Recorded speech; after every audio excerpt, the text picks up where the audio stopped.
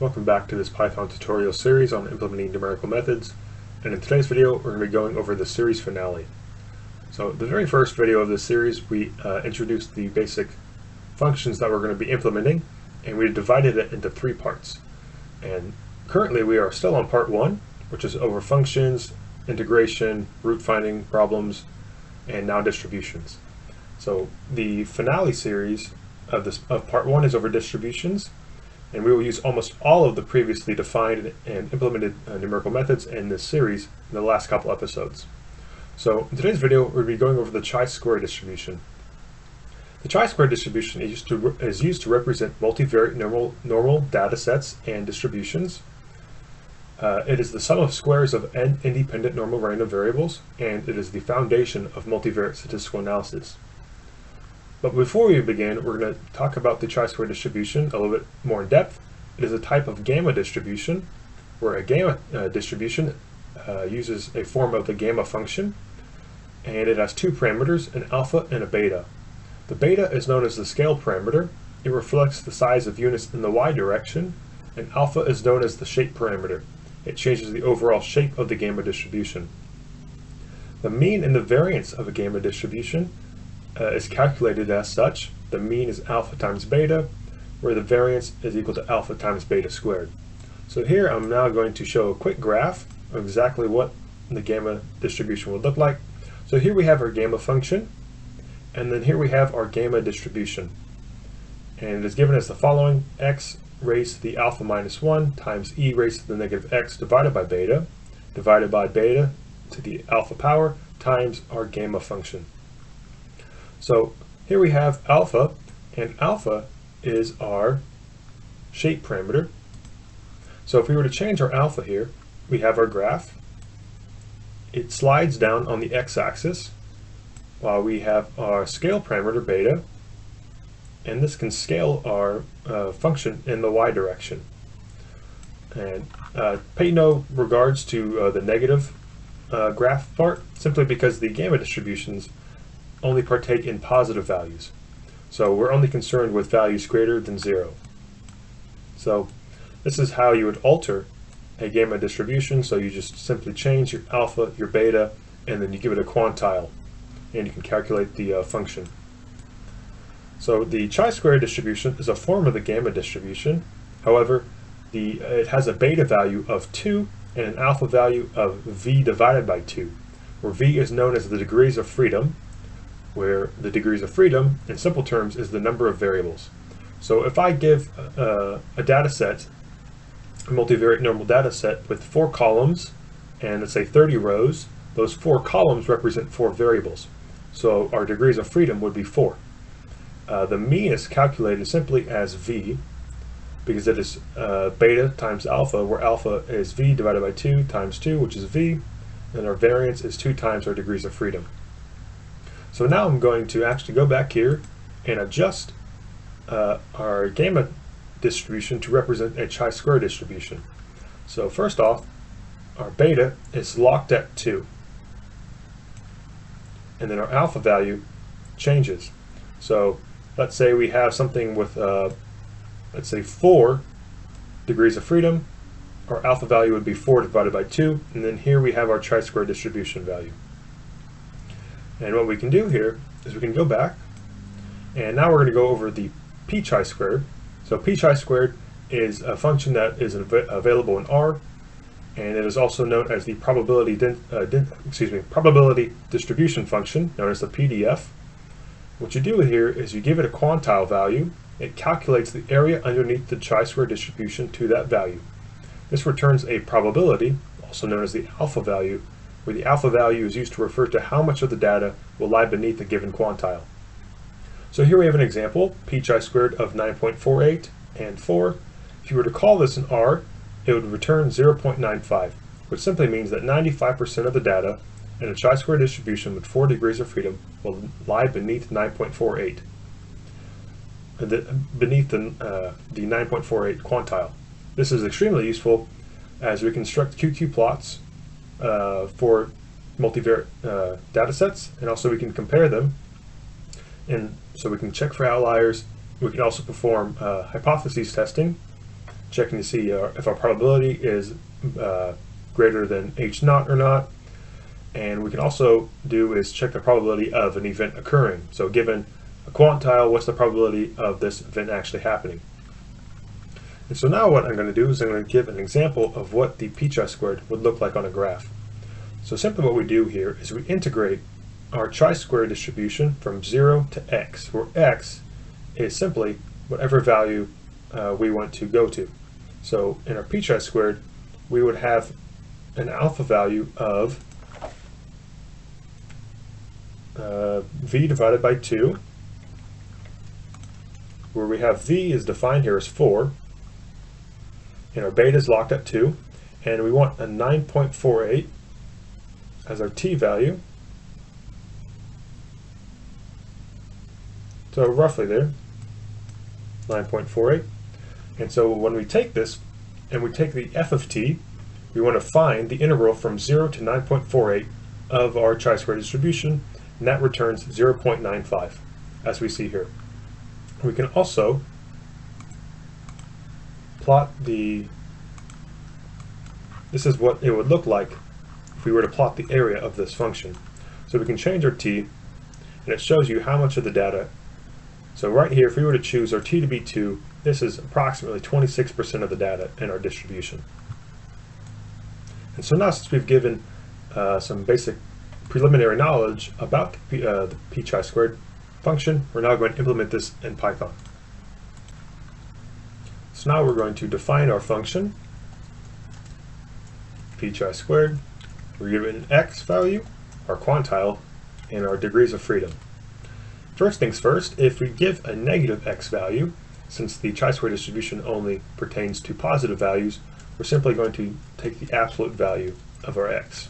So no matter what it is, if it's positive, it's going to stay positive. If it's negative, we're simply going to take its positive value.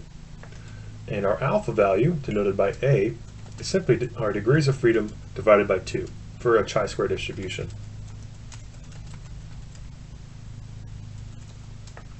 Now what we're going to do is we need to calculate our gamma value.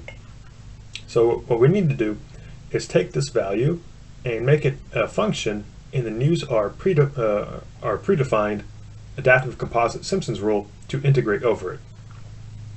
So we're first going to get our gamma value, because our gamma value is going to be a constant, because it only relies on the alpha value. So once we know the degrees of freedom, or our alpha, we can simply calculate this constant as gamma of a. So we're going to say from gamma, import gamma. So here's one of our functions we defined in the last video.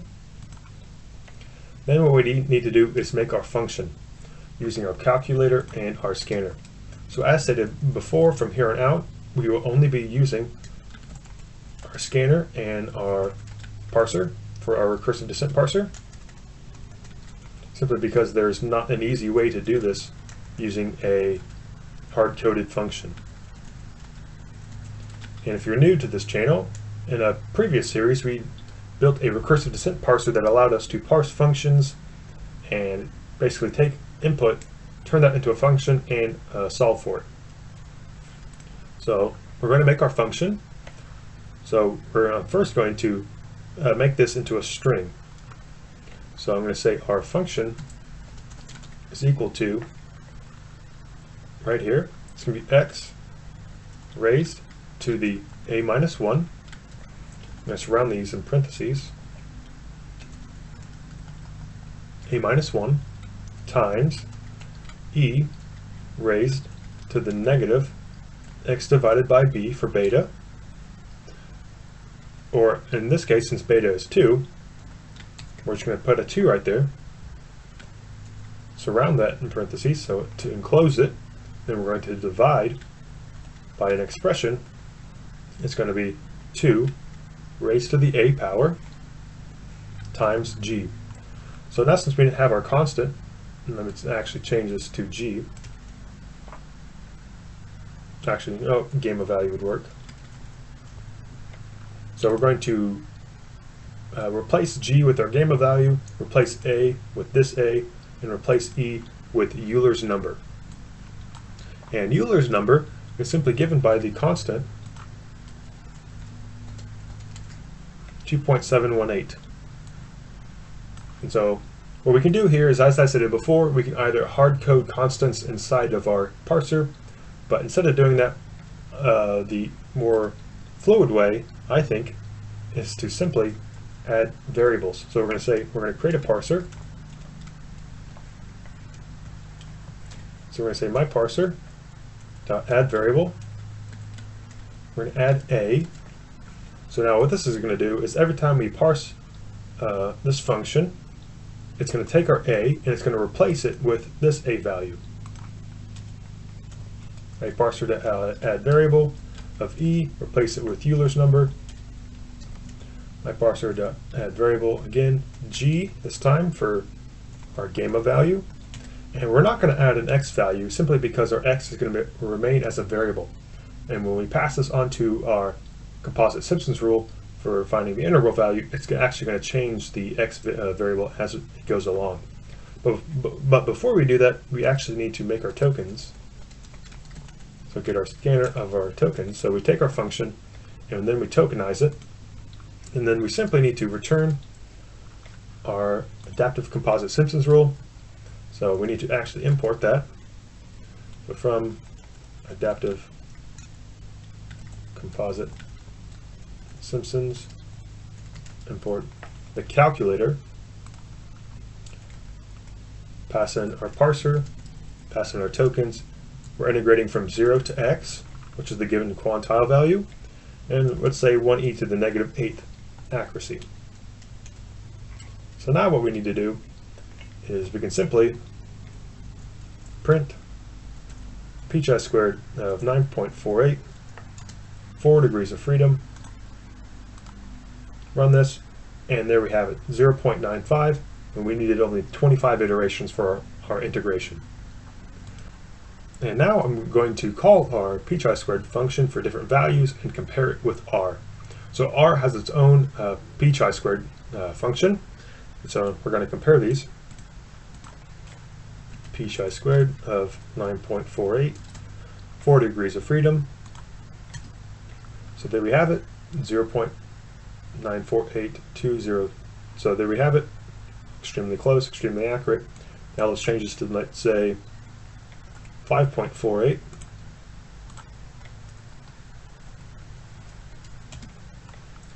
There we have it, 75% of the data. Let's change this to 8.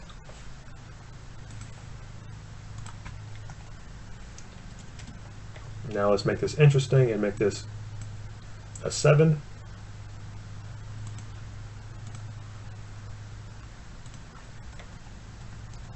Make this a 7. There we have. And we can play around with all these values and we can actually just compare them. And we can see how accurate our pchisq function is well compared to the commercial product of r. And so we can have more examples here. Let's say 17.5, 55.48. Let's actually make this not 55, but let's say 15. So 15.48, 17.75. There we have it. So now hopefully you guys have learned a little bit of, about what exactly the pchisq function actually does, how it's derived. And in the next video, we're going to be going over the qchi² function, which is simply the inverse of this. So this function, you give it an x, it calculates the probability, where the qchi² function, you give it a probability and it returns to you the quantile. So hopefully you guys stay tuned for that video, and see you later.